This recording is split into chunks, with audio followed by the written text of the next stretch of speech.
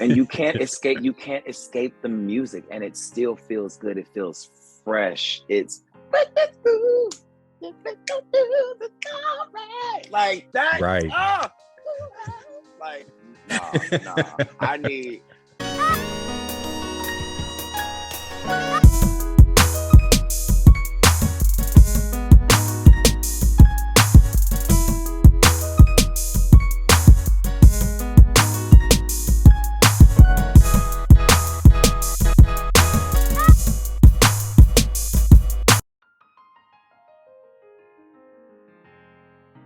Just to kind of get started, where did you grow up? I know that you grew up, your parents were involved in music as well. I did my research, so I know your mom was a worship leader at the church, your dad was doing sound. Where was your upbringing at? Cleveland, Ohio. Okay. The first house I grew up on 93rd and St. Clair. And Bone Thugs grew up on 99th in St. Clair. Steve Harvey on 125th. Like, it runs deep. Got you. What was that childhood like? What was it like growing up in a house that is completely influenced with music? It was such a musical household. And because my mom was a teacher, she also homeschooled me. And I'm an only child as well. So you had a lot of attention. A lot of attention, and also a lot of space to be able to entertain myself, because I was not allowed to be bored. Because if I went to my mother saying that I'm bored, she was going to find something for me to do. And usually it would not be something that I wanted to do. So I had to entertain myself. And of course, I had cousins that came along, came over the house like every other weekend or so on my dad's side. But no, it was just me. Got you. So being the only child and being in that atmosphere, you said you've been singing your entire life. When did you know that you actually had a gift for singing?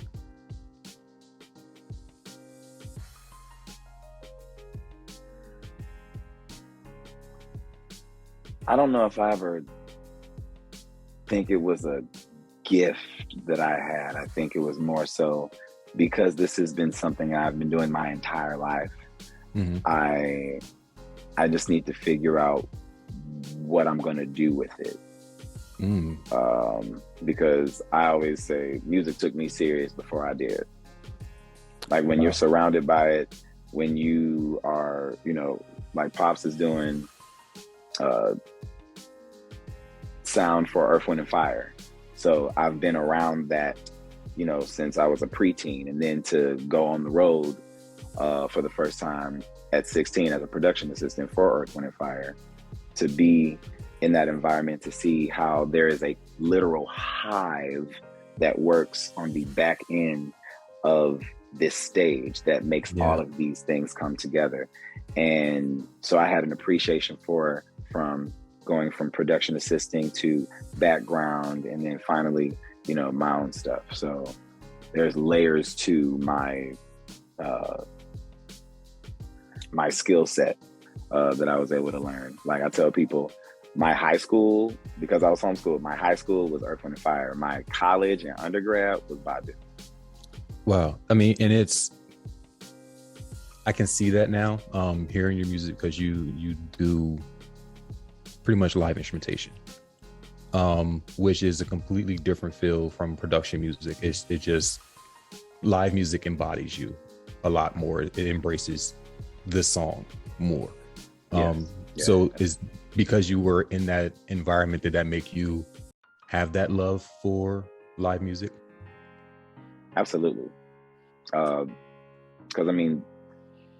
granted, my mother was very strict about what I listened to growing up, because being a praise and worship leader, ain't no R. Kelly in the house, ain't no Brownstone, ain't no none of that stuff, so it's like that was contraband. I don't know, like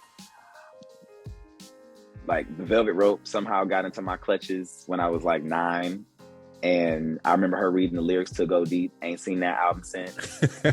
I remember going to the CD Game Exchange and getting the Fugees, the score. Oh my God. And my mom was reading through the liner notes, and it wasn't even the lyrics, because they didn't have lyrics. it was Praz's thank yous that said, and I want to shout out to everybody sucking dick out back in '94. And she said, out of here. Got fan mail. Got fan mail. And got the dirty version. Got the silly hoe. It didn't even make it to No Scrubs. My dad turned that car right around, took it right back. So it was always jazz and gospel, but we also had a little bit of Whitney. We had some Mariah. We had Michael, of course, and Sade, because that will also be played on the jazz stations too. Right. So was that how do you feel, or do you even feel that not having that exposure at home, because we know once we get outside we're going to listen to it, but not having the exposure at home, did you think that limited you a little bit with your creativity in music? Oh no, because I was sneaking and listening to that stuff. Okay. Oh yeah, no, I was a nosy, very curious child. Like anything you say I can't listen to, or I'm gonna figure out what I'm gonna be able to do within the confines of this, not like risking my life or anything. But yeah, no, music, because I had older cousins that was listening to whatever they could. All my older cousins were like, only one was 2 years older than me. Everybody else was like 8 years, like 6 to 8 years. So they were our teenagers. So they could listen to Bone Thugs and Project Pat and 3-6 Mafia and all this other kind of stuff. And I was just like, but then my god brother, he was listening to Brandy and Monica and 702 and Missy Elliott and so that's where I got like my love for R&B and like seeing those covers of those albums for the first time was at his house, flipping through his CD booklet, because he just loved music. I mean, even just so much music he has, it's crazy. So yeah, did you, when you decide this is going to be your career, what catapulted you to that level? What pushed you into saying this is what I'm going to do? Being on the road with Irv Williams. That did it. When I was yes. Okay. Absolutely. Okay. Yeah. Because that's a mega group. Like that's a different kind of power, kind of sound, kind of influence. Did you want to make sure that your music had that same influence? I've wanted to make music like Earth, Wind, and Fire ever since I've been going to see them since I was a little boy.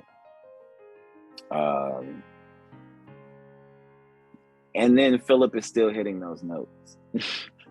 Yeah. It's like, and you can't escape the music, and it still feels good. It feels fresh. It's like that. Right. Like, nah. I need this kind of jam right here. And so that's what I dig from. But I'm inspired by so many other things, even outside of music. Yeah. So I binged your music. I binged all of it like very quickly. Or according to me, you have like this welcoming playfulness inside of your music, but still have like this amazing voice that is like, I'm playing, but don't play with me. It's very like that, like, don't play with me, but I'm playing with y'all. Like, we're gonna have fun, but don't play with me. Like, I can still do this for real if I want to, but I'm gonna play around with this one. Like, how do you blend that playful side with serious talent at the same time?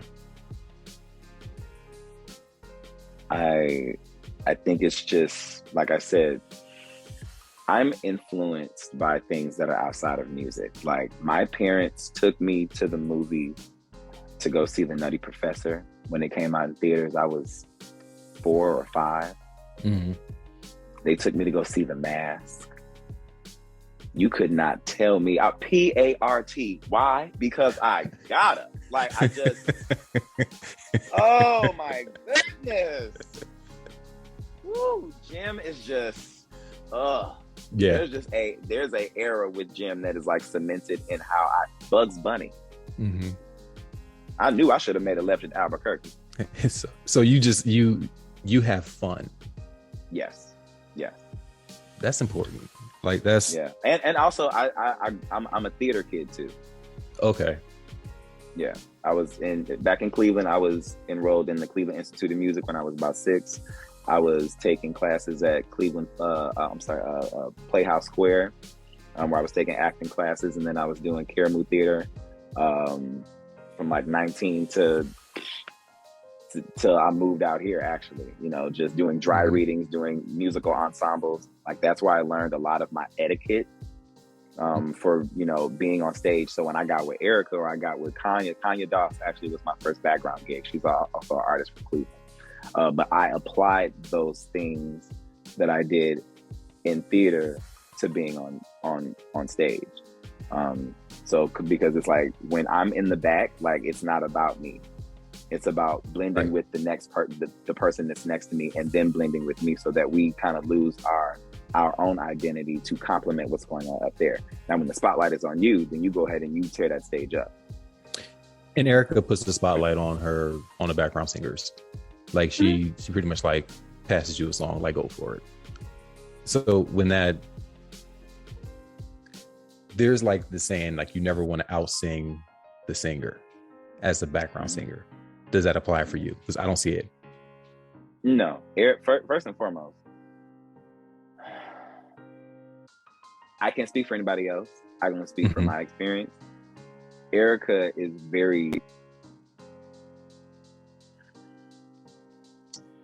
there's like she recognizes when someone has something special. And she wants to nurture that. She wants to highlight that. She's not trying to dim our light. She's not being unkind to us. Like I'm grateful that I don't have any nightmare stories about artists treating their crew like shit. Or you can't ride on the elevator with us, or whatever silly shit. It's just like that's crazy. Like she really does check on us. She cares about us. So I'm grateful that I'm able to not only be inspired by her, but then also my inspiration is now inspired by the inspired. And like that kind of I have to check my kneecaps, a few times, because it's like that. Ooh, gosh, like, is this really like my life? Yeah. And what I really enjoy is the confidence that you have and just allowing yourself to be yourself. Like unapologetically. It's like, I'm going to be silly. I'm going to be quirky. I'm going to be me. Like I listened to Ingredients and was like, this is crazy as hell. And I love it. Somebody said this is so chaotic. But it's like you're pretty much, I'm listening and I'm looking in different directions, like it's another person talking to the last person. Like I'm doing this by myself, and then when I stop, I'm like, you crazy too, because you're looking for these people. But it's just also, by the way, I just want to shout out back in 2020 I caught COVID. I caught the first wave, the alpha. And I if you have an iPhone, you have notes, and you can share those notes with people. So I made like a director's cut of my journal that I made of like each day, like at the times of what was going on. And I attached, like I made other notes that I copied and pasted into. I made about like 15 different notes with like 30 people attached to each one to let everybody know what's going on in real time. And one of my friends saw me and she's like, Durand, I am like, I'm on the edge of my seat, but like you are cracking me up. Like, what are you doing to me right now? Because I am concerned, but you are I am tickled, because in any situation that I go through, like, nah, I'm gonna laugh. So I did a Corona Chronicles. It's on my Bandcamp. You can find it on my website. But the character that's doing the ad-libbing, someone named him the Echo. Because he's like, he's your peanut gallery. So I'm like, I'm gonna give him his own track and just see like what he gonna do. It's he went for it, because that track literally had me in tears. I was like, this is crazy as hell. But it's like, so many good quotes though. But you can't not listen, because you have to pay attention or you're gonna miss something. So it's like you're paying attention to all of it, and it's like, what? No. That's why I would suggest like you got to listen to it on your headphones. Like at some point, my albums, especially the first one, listen with headphones. Get your good headphones out, get your good joint or your glass of wine or whatever it is that you your libation, and just like really digest that. And I'm telling you, you will hear so many different things that you didn't hear before, because there's so much there. It's not like so much going on, but it's well placed things that you have. I grab your attention here. I get because back then, again, going back to what I was inspired by, they had like, you would hear like a hi-hat over here, you would hear like a shaker over here, you would do like it's so it gives it a whirlwind of like a gumbo, But see, the bad thing is, if your headphones didn't work on the one ear, you always miss something, and you didn't know you were missing it until somebody else brought it up. It was like, that ain't on my track. Oh, my you got a short on the right ear, that's why you're not hearing that. Damn. Like, yeah, it flows from this side to that side. Yes.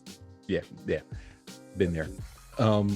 Your transparency, from like earlier albums through this album, it's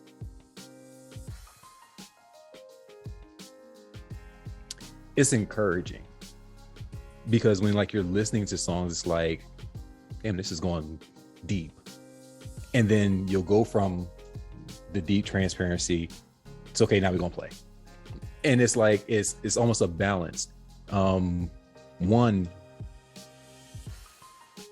did you always know you wanted to become as transparent as you are in your music? And then a continuation to that question is, what is the hardest song that you had to write with being transparent?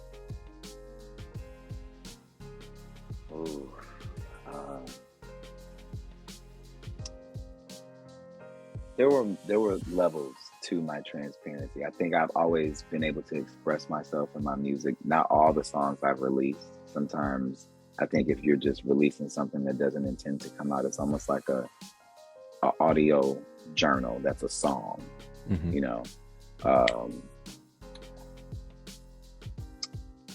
Gnarls Barkley, as well as my best friend at the time, when I was growing up, like around 19, he was a poet, and like slam, like changed the whole trajectory of how I speak.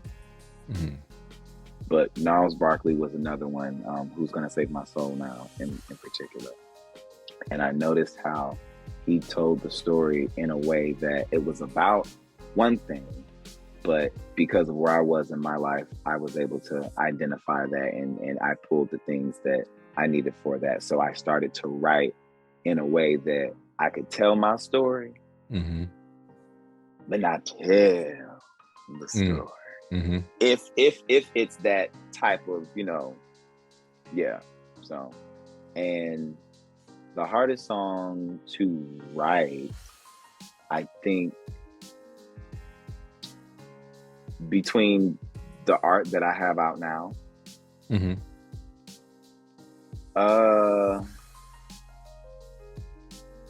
or if there's something that is not out that gave you that challenge.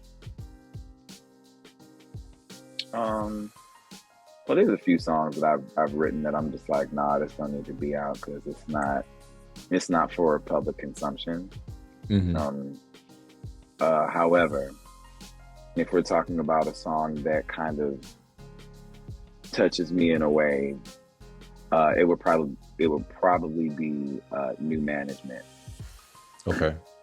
What began as a joke about Lil Nas X's video, Call Me By Your Name, ended up being about my own personal traumas that I experienced with religion and church, and how I'm now coming into this space where, like Tina Turner said when she was getting divorced from Ike, you can keep all the rest of that stuff, the name stays here. Yeah. So when I talk about my artist development and the way that I present myself, the etiquette and all that stuff that I was able to build being in that space. Now that I have that and I have an awareness of myself, I don't need the belief system. But this, what I earned, what I worked hard for, that stays here. That is coming with me. I got my daddy's blood on. Right. So now that was because I'm thinking now, like upbringing wise, where your career is at now. Was it hard with like the family dynamic saying this is what I'm going to do and I'm going to be unapologetically me publicly, like here's this dish? There was a little hesitancy, I guess you can say, more so like come from my mom, just because she was making how I felt and what I was going through. She was internalizing that and making it about her and making it about what other people thought instead of what I'm going through, in the best gentle way that she could, because my mother definitely practiced gentle parenting. And then I became a teenager.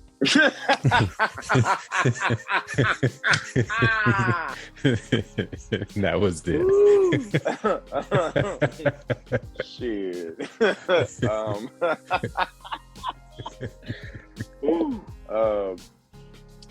But no, I think I'm a good balance of both my parents, and I feel like they got to a place, because it took some time for us to grow. If you listen to Gratitude, like I break down, the dynamic of my parents. The first verse is about my mom, the second one is about my dad.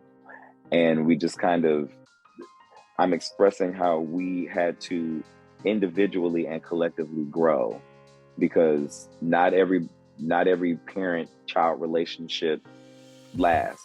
Right. Sometimes kids is out of here. They're like, I'm not dealing with this. So the fact that we were able to grow in a way that we never threw each other away, nor did we ever do things to one another at a point of awareness where we're like, no, I'm going to keep doing this knowing that it hurts you, or knowing that it causes you some kind of discomfort. We really are, I call us the tripod. Nice. I like it. So yeah, they and even in my art, my mom would be like, do you have to cut so much? And I'm just like, oh, it's just like, but I tell people, I'm like, I'm the version of my mother before she got saved. And because there's always a before. Yeah, baby, because like Sherilyn Fairby is one thing, baby, that's Sherilyn Malvin. Oh, baby. Oh, what a time. So the people who don't know.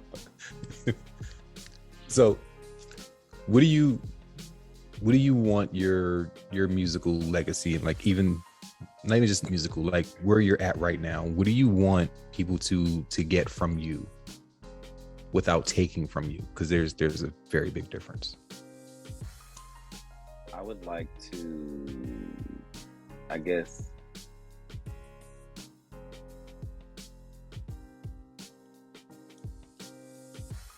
there's something so important about releasing ourselves from this noose that is what other people think.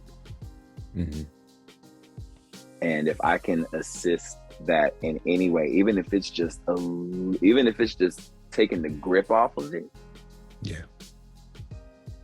just so that it's like, okay, I might not be able to take this motherfucker off, but at least I can breathe. It's like, because we all care about something. Every time somebody talks about something that they want to do that they can't do, it always boils down to what other people think. Even me. So just to be able to get the, but my noose ain't choking me though. I mean, and it's crazy, to have a noose reference, once you have it loosened, it allows you the space to see that it's not really that bad, and other opinions don't really weigh as much as you think they do. And it's an important space to get to, and a lot of us, we realize it a lot later in maturity, but it's definitely something that makes a difference. Like, I hate when people say, like, I don't care what nobody thinks. You do. And like somebody had some kind of like influence in there somewhere. You care. Yeah. Like, not caring was during COVID, whenever I was at home. I'm not getting no haircut. I'm not going to the gym. I'm not putting no clothes on. I don't care. That's because you can't be seen. There's a difference. I'm with you when you're right. When you can be seen, it's very different. You care because you ain't gonna leave the house raggedy. Cool. All right. I think I have everything, the questions I wanted. No, last one. How should people listen to your music? I think they should listen to my music in maybe 3 different ways. Listen to it definitely with headphones, so that you can be undisturbed even by your own reactions, because you gonna make notes. And I do not want you to miss things that are going to be important. So headphones, if you can pull up, read along with the lyrics too, that's cute. A sound system, if you got your good sound system, hit that bitch. And then also, when you cleaning your house, when you're cleaning, listening to music, that's when you find a song that resonates. And hopefully you're cleaning somewhere good and it's not like behind the toilet. But it's like when you're cleaning, like, that's when you'll replay a song 5-6 times and then you share it. Like, did y'all hear that? Y'all heard that? And it's because it's that mood. It like is, yeah, it does something. It's a vibe. Yeah. Stuck. Favorite song. I heard Stuck.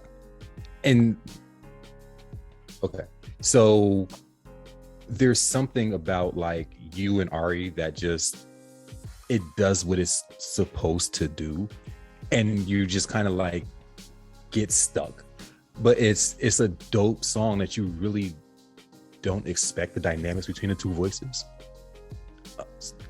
That like it's one that you throw back and then you gotta kind of like lay back into the couch and just listen to it again and catch all of it. So it's yeah. Thank you. That's my homie. We've known each other for like 12 years at this point. And that's your first album. So your first album is 2 years ago. So I put air quotes saying that's my first album. Okay. I've been putting out content since 2009. Now, as far as what's on like streaming services, the first one that I posted was in 2012, which was a Christmas EP. Okay, now I'm sorry, I got a question now. Yeah. So that's 13 years of making music. How do you stay engaged to the music, into the career, into the effort to go from 2009 to getting your first released album in 2020, like an 11-year span? How do you stay committed and driven to still put out that album 11 years later? Man, let me tell you, this business is really not for the faint of heart. And if you are doing this for any other reason than because you love it, then it's gonna be like it's really gonna be a job. So for some of us, this is an outlet that we use to really like help ourselves, and in turn, we end up helping others. However, sometimes everybody ain't gonna make it.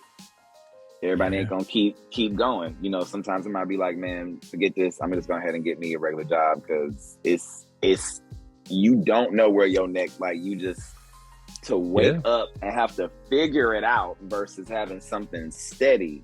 You know, it's like, but I like working for myself to the best of my abilities, and I just hung in there, and then right when I was about to like, man, I reconnected with a homie that let me know I can be myself and be commercial. It's just you have to make that shit make sense. It can't just feel good to you. It can't just sound nice. It has to actually make sense. You have to put together and so that's what Melody was about on the first project. Just my whole journey through finding my sound, and it's like, okay, now I get it. Yeah. And I tell people, like, working a 9 to 5 is easy. Like, all you gotta do is get up and go. It's like being on a treadmill. It's easy. It's when you have to go outside and make yourself run. It's like, I got 5 minutes and I'm done. You sit on the treadmill. You sit on the treadmill for 45 minutes. Just stay up and keep your leg moving. Do it yourself. Is entrepreneurship is hard.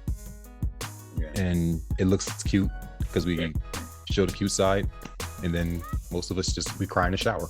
It's just that's how it works. Not real talk.